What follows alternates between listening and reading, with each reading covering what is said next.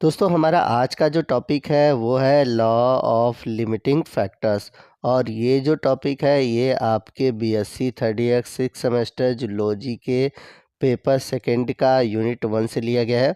और बहुत ही important topic है क्योंकि आपके एग्ज़ाम के पॉइंट ऑफ व्यू से देखा जाए तो इस टॉपिक से रिलेटेड क्वेश्चन पूछे गए हैं। तो आज का ये वीडियो आपके लिए बहुत ही इम्पॉर्टेंट होने वाला है, तो वीडियो को आप ध्यान से देखिएगा, पूरा देखिएगा, वीडियो को कहीं स्किप मत कीजिएगा। तो आपको बता दें कि लॉ ऑफ लिमिटिंग फैक्टर के लिए 3 लॉ दिए गए हैं। पहला है लिबिक्स लॉ ऑफ मिनिमम, दूसरा है ब्लैकमैन्स लॉ ऑफ लिमिटिंग फैक्टर्स और थर्ड है सेल्फोर्ड लॉ ऑफ टॉलरेंस। तो आइए सबसे पहले हम बात करते हैं लिबिक्स लॉ ऑफ मिनिमम की। तो इस नियम के अनुसार अगर देखा जाए तो किसी भी पॉपुलेशन की जो ग्रोथ है वो किस चीज़ पर निर्भर करती है, तो किसी भी पॉपुलेशन की जो ग्रोथ है वो डिपेंड करती है ऐसे फैक्टर पर जो कि मिनिमम अमाउंट में मौजूद होती है। तो आइए इसको एक एग्जांपल के थ्रू समझते हैं। तो मान लेते हैं ये हमारा कोई प्लांट है। अब इस प्लांट के ग्रोथ के लिए कुछ न्यूट्रिएंट्स की ज़रूरत पड़ती है।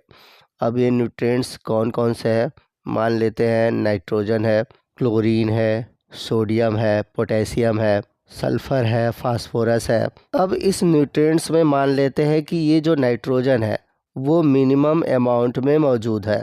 तो ये जो बाकी बचे हुए न्यूट्रिएंट्स है, अगर आप इसको बहुत ज़्यादा दे रहे हैं तो प्लांट की जो ग्रोथ है उस पर कोई फ़र्क नहीं पड़ता जब तक ये जो मिनिमम अमाउंट में न्यूट्रिएंट्स है वो न मिले। ठीक है, यानी कि इस पौधे की ग्रोथ के लिए क्या चाहिए, नाइट्रोजन चाहिए। जब तक नाइट्रोजन नहीं मिलेगा इसका ग्रोथ नहीं होगा, बाकी भले कितना भी न्यूट्रिएंट्स आप इस पौधे को प्रोवाइड कर दीजिए। तो इस तरह से देखा जाए तो इस पौधे के लिए जो नाइट्रोजन है एक मिनिमम लिमिटिंग फैक्टर है। तो लिबिक्स लॉ के अनुसार the population growth depends on the scarcest resources. Scarcest का मतलब होता है दुर्लभ। It can be limited by the resources which is at the minimum amount. जैसा कि आप यहाँ पर देख सकते हैं, यहाँ पर आपको एक कंटेनर दिखाया गया है। उस कंटेनर पर अलग अलग न्यूट्रिएंट्स के लेवल दिखाए गए हैं, यानी कि कौन सा न्यूट्रिएंट्स कितने अमाउंट में है। तो आप देख सकते हैं कि जहाँ पर पोटेशियम है वहाँ पर लेवल सबसे नीचे है। और जाहिर सी बात है अगर आपको कोई कंटेनर मिला है और जहाँ पर सबसे नीचे में, यानी कि कोई मान लेते हैं वहाँ पे छेद है, तो जाहिर सी बात है पानी वहाँ से तो गिर जाएगा। तो यहाँ पर पोटेशियम आप देखेंगे सबसे नीचे पे है, यानी कि ये एक तरह से लिमिटिंग है, लिमिटेड फैक्टर है। ठीक है, यानी कि पोटेशियम वाले भाग से जो पानी है उस कंटेनर में वो क्या होगा, निकल जाएगा। भले बाकी अमाउंट बहुत ज़्यादा है, बाकी एलिमेंट्स ऊपर की ओर है, लेकिन पानी तो जो सबसे निचला भाग है जहाँ पे छेद है वहीं से पानी निकल जाएगा। तो यहाँ पर पोटेशियम क्या हुआ, पोटेशियम एक लिमिटिंग फैक्टर हो गया। आई होप आपको मेरी बात समझ में आ रही होगी।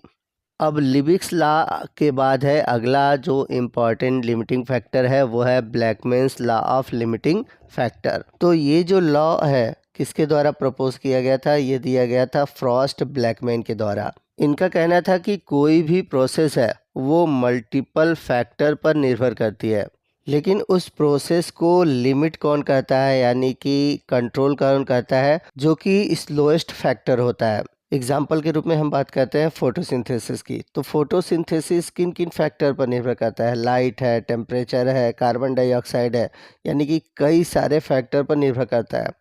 लेकिन ये जो प्रोसेस है वो किस पर निर्भर करेगी, किस पर लिमिट करेगी, जो कि सबसे स्लोएस्ट है। आपको मैं इस तरह से समझा देता हूँ। तो फोटोसिंथेसिस है, फोटोसिंथेसिस किस पर निर्भर कर रही है, लाइट पर, वाटर पर, कार्बन डाइऑक्साइड पर, क्लोरोफिल पर। लेकिन ये जो फोटोसिंथेसिस है ये किस पर काम करेगी, मतलब किस पर निर्भर करेगी, जो कि सबसे स्लोएस्ट है। जैसे अगर हम मान लेते हैं यहाँ पर कि CO2 जो है इसका कंसंट्रेशन कम है, तो इसका अगर कंसंट्रेशन इन्वायरमेंट में कम होगा तो फोटोसिंथेसिस की रेट क्या होगी, वो कम हो जाएगी। आप भले ही कितना लाइट बढ़ा दीजिए, वाटर बढ़ा दीजिए, क्लोरोफिल बढ़ा दीजिए, लेकिन फोटोसिंथेसिस जो होगा वो क्या हो जाएगा, घट जाएगा। आइए चलते हैं थर्ड लिमिटिंग फैक्टर की ओर, जो कि है सेल्फोर्ड लॉ ऑफ टॉलरेंस। तो ये जो लॉ है ये सबसे पहले अर्नेस्ट सेल्फोर्ड द्वारा सन 1911 में डेवलप किया गया था। तो अगर हम इस लॉ की ओर देखें तो कह रहा है कि किसी भी ऑर्गेनिज्म का जो सर्वाइवल है वह किस पे डिपेंड करता है, वह डिपेंड करता है एनवायरनमेंट की जो सबसे कॉम्प्लेक्स सेट फैक्टर है उस पर निर्भर करता है। अब ये कॉम्प्लेक्स सेट कौन कौन से हैं, तो ये कॉम्प्लेक्स सेट 3 हो सकते हैं।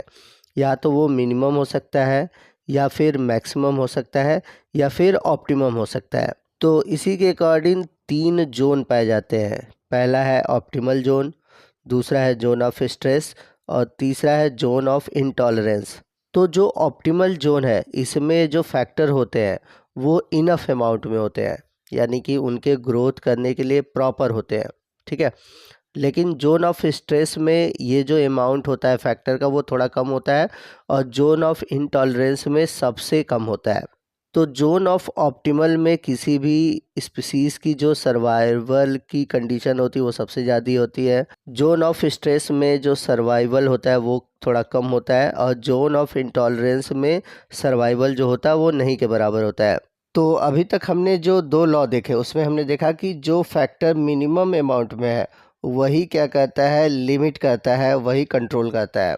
लेकिन ये लॉ जो है वो कहता है कि जो फैक्टर मिनिमम और मैक्सिमम अमाउंट में है, यानी कि मिनिमम और मैक्सिमम फैक्टर अगर दोनों चले जाते हैं तो ये हार्मफुल होता है ऑर्गेनिज्म के लिए। तो इससे किसी स्पीसीज की जो ग्रोथ होती है, जो सर्वाइबिलिटी होती है वो घट जाती है।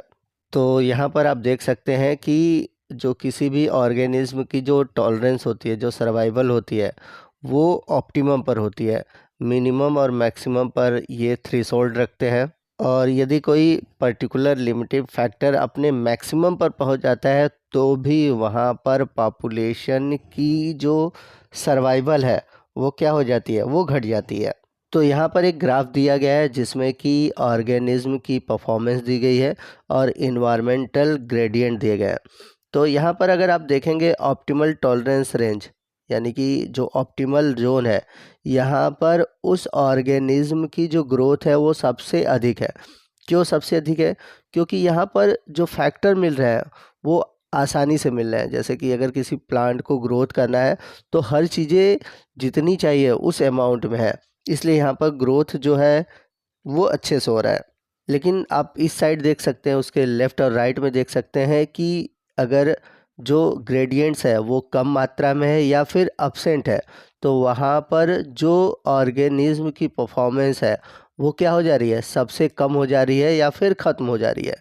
तो हमेशा किसी भी ऑर्गेनिज्म का जो रेंज होता है या फिर जो सर्वाइवल होता है वो हमेशा ऑप्टिमल पर सबसे ज़्यादा होती है, यानी कि हर चीज़ उसको बैलेंस चाहिए होता है, न तो सबसे अधिक न तो सबसे कम। इसलिए ये जोन जो है ये कहलाता है ऑप्टिमल जोन।